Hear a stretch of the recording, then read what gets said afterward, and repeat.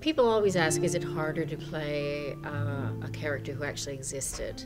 And I think once a character's in a play, they're fictional, because a playwright is always giving their own interpretation to the life of that person and how they responded. I see her white-toothed smile, hear her roaring laugh from deep in her belly, taste the shower of her spray on my lips, feel her hands scrubbing my skin clean, and I say, Very intimate piece. I know. It's a very, it's sharing.